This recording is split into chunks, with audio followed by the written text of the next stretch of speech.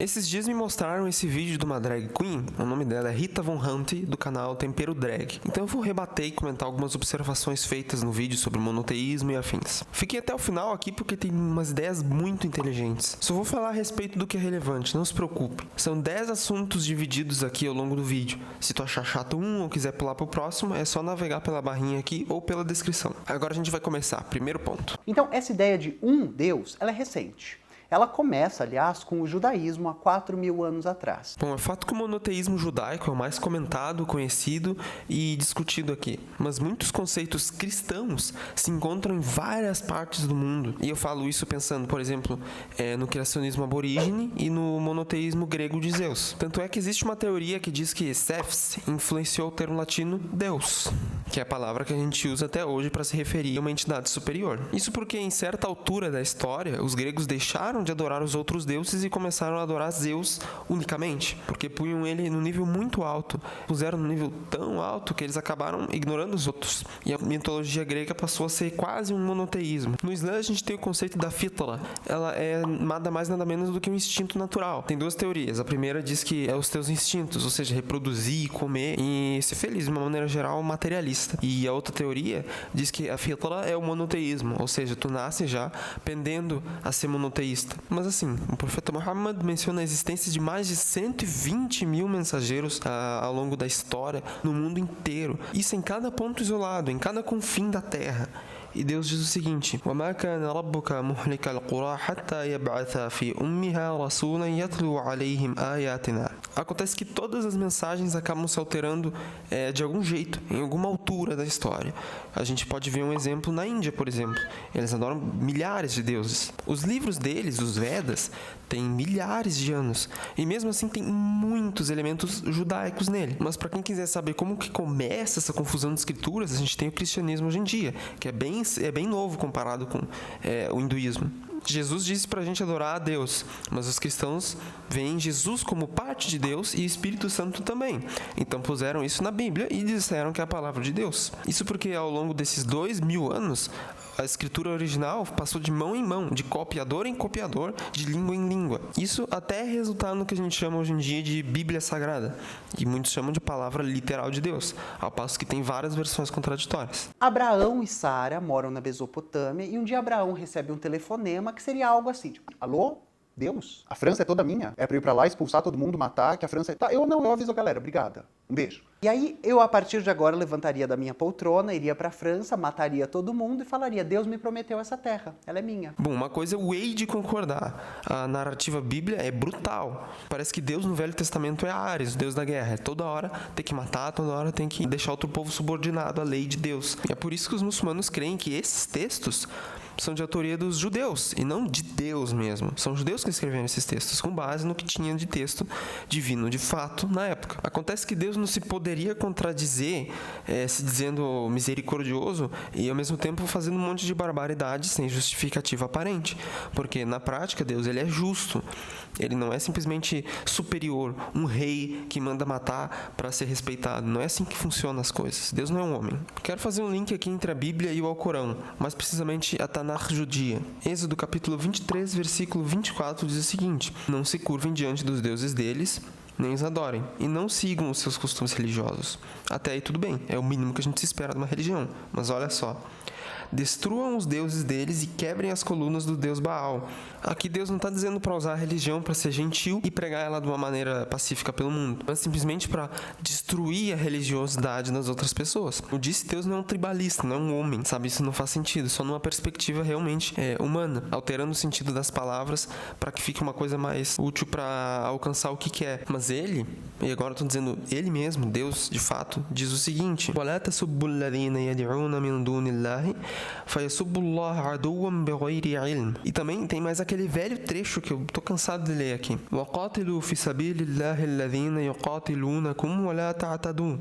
Inna Allah la yuhibbul mu'tadin. Mas isso não é bom para um povo que não se contém. A gente tem uma explicação aqui sobre o que aconteceu. وَمِنَ الَّذِينَ هَادُوا سَمَّعُونَ لِلْكَاذِبِ سَمَّعُونَ لِقَوْمٍ آخَرِينَ لَمْ يَأْتُكَ يُحَرِّفُونَ الْكَلِمَ مِنْ بَعْدِ مَوَاضِعِهِ. E hoje é por causa disso que as pessoas abominam os crentes, abominam os monoteístas.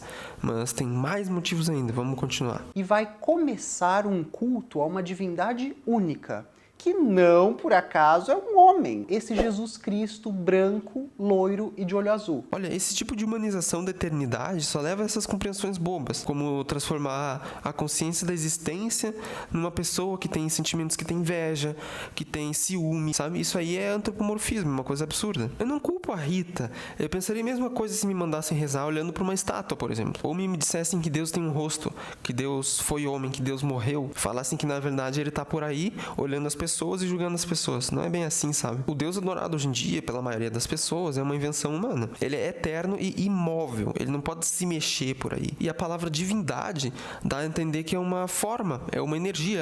Ele tem um formato, então a gente tem que parar de entender as coisas desse jeito. E ele não pode passar a ser alguma coisa ou deixar de ser outra porque ele tem poder para tal. As coisas não funcionam assim. É a mesma coisa que eu dizer assim, eu sou tão forte, mas tão forte que eu perco por gosto. Isso é um paradoxo, é uma coisa autocontraditória. E isso não prova força alguma.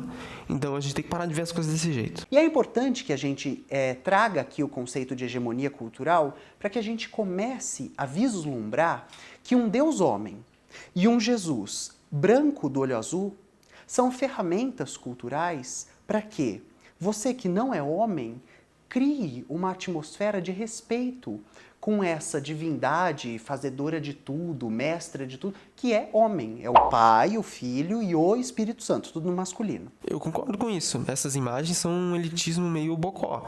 Mas isso não muda o fato de eu crer em Jesus Cristo, dos muçulmanos acreditarem em Jesus de uma maneira especial. Eu não creio nos cristãos, nem nos europeus, porque tudo está em volta de interesses, né? Então, apesar de os cristãos terem uma intenção boa, toda a religião foi embasada em interesses, foi embasada em edições. E isso tudo não tem nada a ver com o que Jesus ensinou às pessoas na época, de fato. Ah, mas uma coisa, eu acho que ela pecou na linguística, sem querer evitar o trocadilho, porque o masculino que ela está mencionando, na verdade, é gênero neutro, né? Deus, no latim, é gênero neutro, ele não é um homem. Aliás, só se a gente pensar nele como Jesus Cristo, né? Que é a visão da trindade cristã. Mas certos termos são neutros e a gente usa no masculino, né? Um exemplo é o alguém. A gente usa o como se fosse masculino. Mas é gênero neutro. E a gente cortou essa modificação na fala, mas semanticamente ele continua ali. Bom, e esse Deus monoteísta, ele é um Deus que é muito reflexo dessa sociedade que o criou. Bom, é fato que as escrituras atuais são humanas, mas a gente discorda de um ponto. Eu acredito em Jesus e eu acredito no Evangelho de Jesus. Mas cadê o Evangelho de Jesus? Então a gente tem problema com a Bíblia porque ela é um compilado de cópias, é um compilado de versões. E a palavra literal de Deus não tem versões. Não é o Evangelho segundo X, Y, Z, não. É o Evangelho revelado. Jesus, literal, palavra por palavra, no mesmo idioma original. Mas a Bíblia, ela é um compilado de escrituras baseadas na palavra literal de Deus. Assim como eu acredito que seja o Torá, os Vedas até, e os Salmos. É tudo palavra de Deus. Mas o que a gente tem é uma cópia, é uma interpretação que foi feita, né? Uma pessoa traduziu para o idioma dela, outra traduziu para outra fez outra interpretação, e assim foi indo até a gente ter hoje em dia a Bíblia Sagrada. Antigamente, os cristãos primitivos nem se chamavam de cristãos. Quem chamava de cristãos eram os outros, que não eram judeus, nem acreditavam em Jesus Cristo. Eles falavam, olha, os cristãos, né? Porque eles acreditavam em Jesus. Mas, na verdade, os próprios cristãos eram judeus, simplesmente eram judeus, porque Jesus disse que ele veio trazer a mensagem original. Ele veio resgatar aquela essência original que tinha sido revelada a Moisés. E os judeus, naquela época, os que seguiam Jesus de fato, eles eram contra elitismo, guerras, essas bobagens todas que a gente vê refletidas na Bíblia. Ele é um Deus viciado em obediência e carnificina. Ele é um Deus que precisa que você não o conteste, e se você se atrever a contestá-lo, ou você morre ou você está expulso. Bom, esse é um problema que a maioria dos cristãos enfrentam. Eles sempre pensam em defender a fé deles a qualquer custo. Mas duvido que pensam em buscar a verdade a todo custo. Isso porque eles acreditam que tudo com o que se apaixonam é um fato inegável. Então, quando eles têm emoção, quando eles sentem aquela paz interior, eles dizem, eu senti Deus. Então, isso, obviamente, é um fato inegável. inegável. Então a gente tem que tomar cuidado, que nem tudo que a gente sente e acredita é verdade. Isso eu vou concordar com a Rita. E é por causa de tudo isso que as pessoas odeiam os cristãos. É um preconceito, se querendo ou não, é um preconceito. E a gente não pode seguir essa linha de raciocínio. Mas tem um motivo por trás disso, porque na prática, a fé dos cristãos é baseada numa coisa contraditória, que causa repulsa a muitas pessoas que são puramente materialistas. E assim, a Bíblia ela é bem mais ferrenha que o Corão, querendo ou não. Esse aqui que eu vou ler é Deuteronômio, capítulo 7, versículo 2. O Senhor entregará esses povos nas suas mãos, e vocês os atacarão e destruirão completamente. Não façam nenhum acordo de paz com eles, nem tenham pena deles. A gente sabe que isso é balela, porque o Alcorão diz o seguinte: كتبنا على بني إسرائيل أنه من قتل نفسا بغير نفس أو فساد في الأرض فكأنما قتل الناس جميعا. E digo mais ainda: فإن اعتزلوا فلم يقاتلوكم وألقوا إليكم السلام فما جعل الله لكم عليه سبيلا. Então esse negócio de matar todo mundo porque Deus mandou é coisa de ignorante terrorista. Mas a guerra é prescrição, sim. Isso porque morrer sem lutar e deixar que todo mundo morra sem defender ninguém é covardia. Mas isso não quer dizer que a gente tem o direito de forçar o início de uma guerra ou iniciar uma de fato abertamente. Logo a gente vai ver que relacionar sentimentos humanos e características físicas a Deus é uma coisa absurda e não faz sentido algum. Chamar Deus de egocêntrico é a mesma coisa que chamar a gravidade de possessiva, sendo que simplesmente ela é o que é. Ela não é uma pessoa que ela escolheu te sugar pro chão, mas ela é assim. E tem um porquê disso. A gente tem que perguntar os porquês. Por que as coisas são desse jeito? Agora, tu acha que a gravidade, ela falou assim, não, agora eu vou sugar ele aqui pra encher o saco dele. Tu acha que isso faz algum sentido? Ou dizer que a gravidade, por acaso, ela tem alguma espécie de sentimento arrogante dentro dela? Ela não é uma pessoa, ela não é um animal, ela não é um ser vivo. Deus é a mesma coisa. A gente só diz que Deus tem uma mente, tem uma racionalidade, porque ele é eterno. Por ele ser eterno, ele não tem uma lacuna, ele não tem uma falta. Diferente de um elemento da natureza qualquer. E logo a gente vai ver que Deus não é uma fada madrinha que está voando por aí julgando as pessoas, concedendo desejos. Na verdade, ele é a completude do universo, né? A gente vai ver isso mais adiante. Então, esse Deus, ele tudo pode, tudo sabe, está em todo lugar e agora enquanto tem. Gente sendo assassinada, decapitada, senhoras da terceira idade sendo estupradas. E aí, se ele não apara porque ele não pode, ele não é todo poderoso. E se ele não apara porque ele não quer, então ele não é bom. Bom, agora a gente caiu no velho paradoxo do Epicuro, onde Deus não pode existir ao mesmo tempo que ele é justo e bom. A perspectiva islâmica diz o seguinte: Deus ele criou sim o mal, mas não o perpetua. Isso porque ele vai equilibrar todos os valores em si mesmo, já que ele é a própria eternidade. Ou seja, na nossa perspectiva temporal, as pessoas escolhem ser boas ou ruins, as coisas acontecem ou deixam de acontecer, quando na eternidade é um bloco só. É uma coisa só. Não existe passado, futuro, presente. Então, para Deus, as coisas estão equilibradas. E para elas serem equilibradas de uma maneira cronológica, elas têm que ser desequilibradas em alguma parte do tempo. Mas na eternidade em si, não existe injustiça. Na eternidade, na temporalidade, aqui hoje, em 2020, logo 2021, a gente pode escolher ser bom ou ruim. Alguma pessoa pode escolher nos matar ou nos ajudar. Por isso que a gente diz La ilaha illallah, porque não pode existir duas eternidades, nem duas verdades absolutas. E Deus, na prática, ele é a verdade absoluta. Eu não estou dizendo que é uma entidade à parte da nossa realidade, que eu estou aqui inventando e dizendo que existe. Ele simplesmente é a própria realidade. Por isso que os muçulmanos eles não acreditam que Jesus é Deus, porque ele é imóvel. Deus ele é imóvel, Deus não pode ser uma coisa específica, porque ele simplesmente é tudo. E se ele não fosse tudo, ele seria finito e teria outros deuses. Isso é absurdo, porque um terminaria onde começaria o outro. Logo, não seriam infinitos, logo a gente não existiria, porque a gente teria que começar do nada. E se fosse uma cadeia infinita de deuses, quando é que teria começado primeiro? Entendeu? Então, por isso que a gente diz que Deus é uma coisa só. Ele simplesmente é a existência, ele simplesmente é a capacidade de existir. Então, quando a gente diz Big Bang, é por causa disso, porque tinha a capacidade de acontecer. Não quer dizer que tinha um monte de coisa, mas tinha a capacidade de ser aquilo ali que foi de fato. Numa perspectiva materialista extrema, que é a visão da Rita, que é uma perspectiva marxista, Deus ele é sempre mal, não tem como ele ser bom, porque tudo está limitado aqui, no agora, na temporalidade. Mas agora, abrindo a cabeça, tendo uma perspectiva bem mais ampla, bem mais abstrativa, digamos assim. Se a eternidade é perfeita, o que de fato é, senão ela teria uma lacuna e seria inexistência, qual que é o valor que a gente está dando para sofrer algumas décadas na vida, né? Digamos que a gente vivesse 1 milhão de anos na vida, ainda não seria a eternidade, ainda não estaria concomitante com a existência de uma maneira geral. Então é a gente que estaria dando um valor humano, um valor animal, né? Por exemplo, um animal, quando ele é atacado, ele ataca de volta. Por quê? Porque ele é esperto? Porque ele tirou uma conclusão inteligente? Não, porque ele é um bicho, ele simplesmente atacou. E quando a gente tira esse tipo de conclusão materialista, a gente está raciocinando de uma maneira limitada a esse tipo de instinto.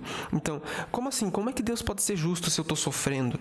Como Deus pode ser justo se eu não tenho o que comer? Se meu pai está doente? Se eu não tenho uma casa direito? Se meus amigos estão sendo atacados por criminosos? Então, aí a gente fica preso àquela ideia de eu preciso reproduzir, eu preciso ser feliz, eu preciso ter dinheiro, eu preciso comer. E o que não faz isso para mim, o que não dá isso para mim, logo é ruim, é mal. Sendo que a gente está preso nisso. E esse equilíbrio que eu estou dizendo é o mal pelo mal e o bem pelo bem. Independente se tu era homem, mulher, branco, negro, porque isso não tem valor. Isso é coisa mundana, é uma coisa que é física, que tem um tempo determinado para acabar. Bom, é tu que escolhe, na verdade. Mas se tu quiser ter o prazer da vida, saiba que nunca vai existir. Por isso que eu digo, comparando um milionário e um mendigo numa perspectiva absoluta, os dois são pobres, os dois são formigas. Bom, então acho que toda essa explicação metafísica, ela é absurda. Tudo bem, pode achar o que quiser, mas eu acho o seguinte: uma teoria darwinista não consegue explicar uma lei da física, por exemplo. Isso porque a gente não consegue dizer como uma coisa chegou até esse ponto, porque a gente tem a limitação física. Então tem uma coisa antes, uma coisa acima, uma dimensão acima, infinitas dimensões além da nossa. E uma coisa, essas dimensões nunca vão terminar, seja para frente, seja para trás. E eu não tô te pedindo para acreditar, mas para parar para pensar que tudo é possível na existência, independente do nome que tu chame a realidade. Eu chamo de Deus, outra pessoa chama, sei lá, de universo simplesmente. Mas a diferença é que eu não quero me limitar ao que eu vejo.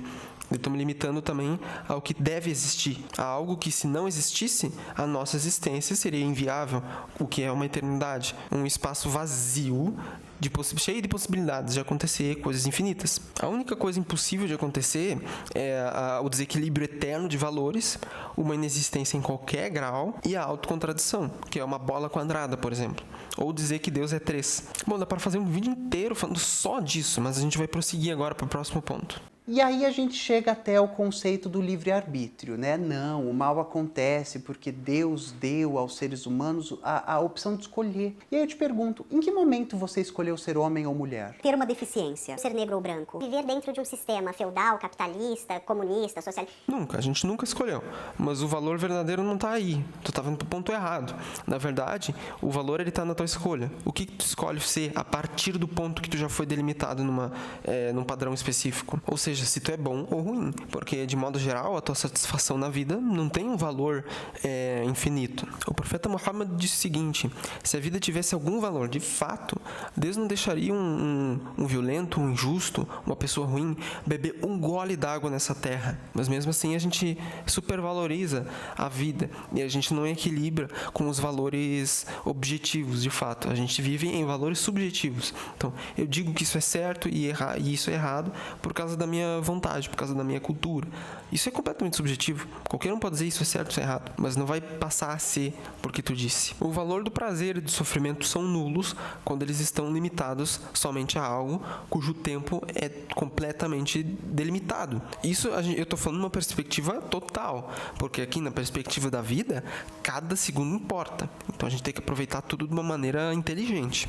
Não é sair aproveitando, é inteligente. Agora um adendo. Quero abrir um parêntese aqui para fazer uma analogia para ficar mais fácil de entender, que eu sei que essas ideias aqui são muito estranhas. Então, quando a gente fala onisciente, onipotente e onipresente, a gente está mencionando toda a realidade. A gente não está mencionando uma coisa à parte dela. Por exemplo, tem aqui a árvore, tem a minha casa, tem o céu, tem as nuvens, tem o sol e tem Deus. E Ele está em todas essas coisas. Não é que Ele esteja, Ele é todas essas coisas. Porque se Ele não fosse todas essas coisas, de onde é que teria saído essas coisas? Por exemplo, se eu construo uma casa de madeira, A casa, ela é das árvores. Ela é uma árvore, toda picotada e formatada. E Deus é mais ou menos isso. É como se todo mundo fosse de madeira. Todo mundo ainda é Deus. E Deus, ele é o universo inteiro feito de madeira. É uma analogia boba, mas é mais ou menos assim. E ele próprio diz nesse capítulo do Alcorão que todos os muçulmanos decoraram, que é assim: Qul huwa Allahu ahad, Allahu samad, lam yalid wa lam yulad, wa lam yakun lahu kufuwan ahad. Ele está falando de si mesmo, mas ele está falando da existência, porque é a mesma coisa. Ele está falando de si mesmo, ou seja, é uma coisa maciça. Tu não atravessa ele, tu não abre uma bolha nele, porque tudo é existência. Tu não vai...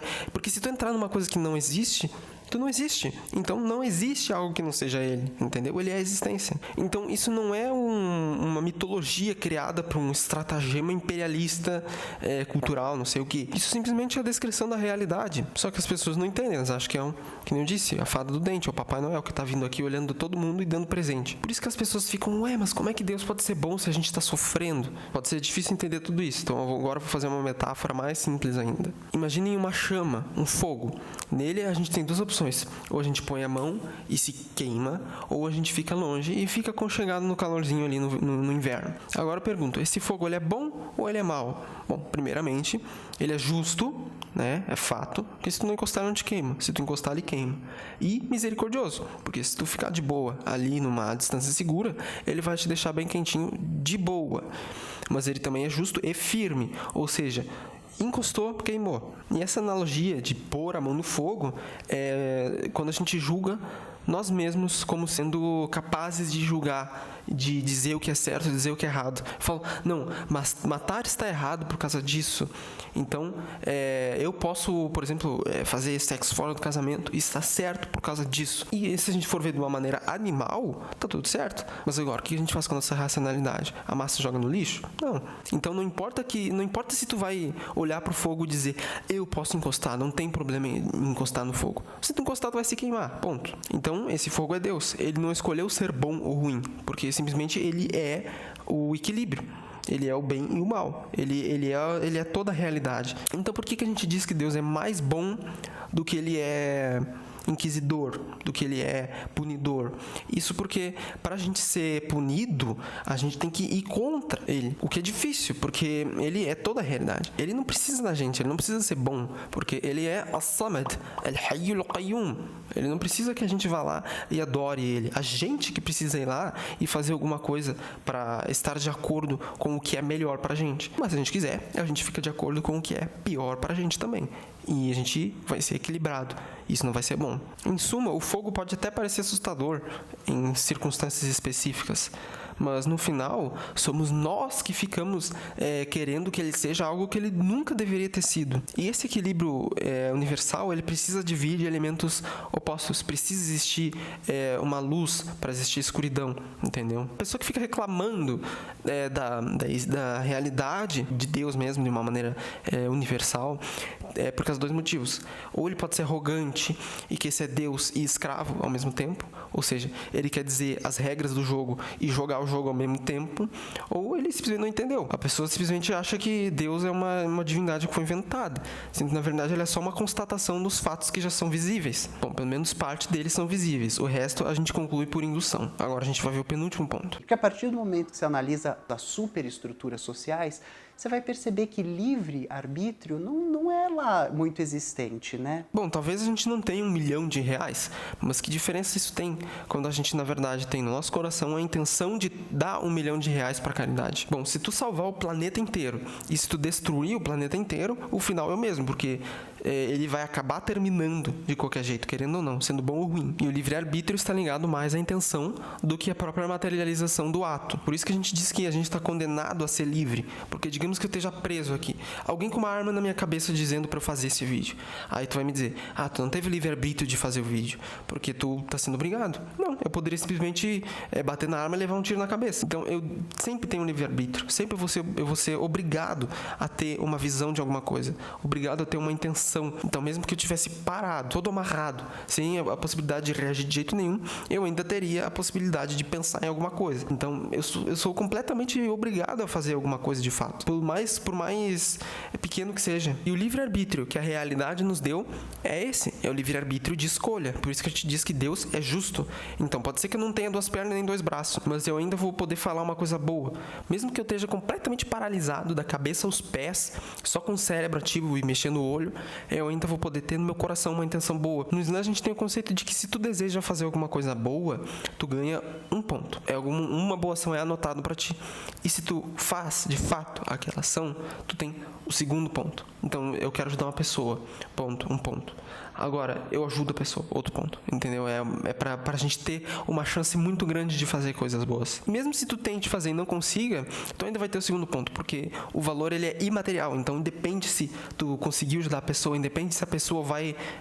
independe de tudo, porque a gente tá aqui só pra fazer essas coisas, é só um meio pra gente ter essa perspectiva, pra gente buscar o bem, independente do que a gente sofra. Mas agora, digamos que tu não queira nada disso, tu quer só prazer. Tudo bem, busque o prazer. Mas lembre-se que todo mundo, no final, vai acabar debaixo da mesma terra. Pelo fato do valor ser objetivo, tu não vai conseguir mudar as coisas. E tu não vai conseguir agregar um valor a alguma coisa, a não ser que tenha uma intenção nela. Se a gente faz essas coisas de uma maneira bem intencionada, então o valor está agregado a isso, não a coisa em si. E esse vídeo é só um convite para que você possa, com outras ferramentas, analisar a mitologia na qual você está inserido, para que você consiga ver que anjos, né? Por favor, contestem as coisas. Eu concordo plenamente com isso que ela disse.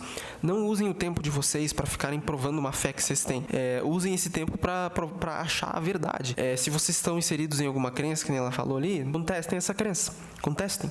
E se for realmente verdade, não se preocupem, porque vocês vão achar mais fatos ainda. Vão conseguir provar com mais intensidade ainda. Não vou precisar ficar apelando para falácia, para isso aí tu tem que acreditar, tu vai pro inferno porque não acreditou. Não fica apelando para essas bobagens. Se o que tu acredita é verdade mesmo, não tem problema, porque tu vai conseguir provar, não é? E se não conseguiu, abandone, porque não é verdade, entendeu? Mas peraí que tem uma última coisa que eu quero fazer. Eu quero convidar todo mundo que está assistindo o vídeo, e a Rita também, se por algum milagre ela vê meu canal de 42 inscritos, que ela passe a estudar a mensagem do Alcorão. Eu vi que é uma pessoa esperta, a gente tem que promover esse tipo de debate inteligente, porque tem muita burrice, tem muito extremismo, muita bocosice por aí. E isso para que as pessoas possam aprender que os princípios subjetivos não têm valor, que o único valor, ele é objetivo. E se a gente fizer uma subjetividade, a gente vai tender a fazer o que é confortável pra gente e não o que é certo pra gente. E também a gente está todo mundo condenado à eternidade. E que, apesar de Deus ter criado o mal, ele fez isso por um bom motivo, para contrastar o valor. Então ele criou a escuridão para jogar luz. Essa pode ser uma explicação meio emocional, mas é na verdade mais ou menos assim. Se a gente não tivesse o mal, o bem não teria valor. Então a gente tem que ver nessa perspectiva, não na perspectiva de que Deus ele criou o mal porque ele não está nem aí. Ele criou o mal para ter justamente o equilíbrio dos opostos. Então se tu sofre com o mal aqui na Terra, tenha paciência. Com certeza essa tua paciência vai ser retribuída de uma maneira justa, de uma maneira equitativa. Não se prendam a uma mitologia, nem a uma crença, nem uma filosofia qualquer. Se prendam à totalidade da existência. Se prendam a tudo. Não se prendam só à vida, ao conforto, ao prazer. Se prendam a tudo.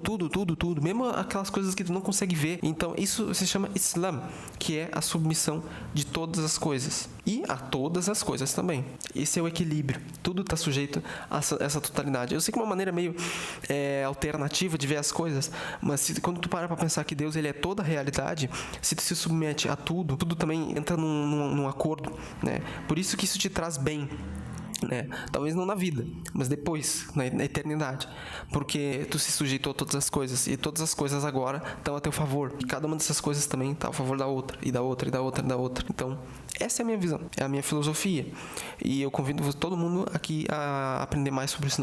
Então se inscrevam aí no canal e vejam os outros vídeos, tem bastante coisa interessante. Agora eu recomendo vocês passarem para esse aqui, para entenderem um pouco mais do que eu estou falando. Então, jazakumullahu khairan, wassalamu alaikum wa rahmatullahi wa barakatuh.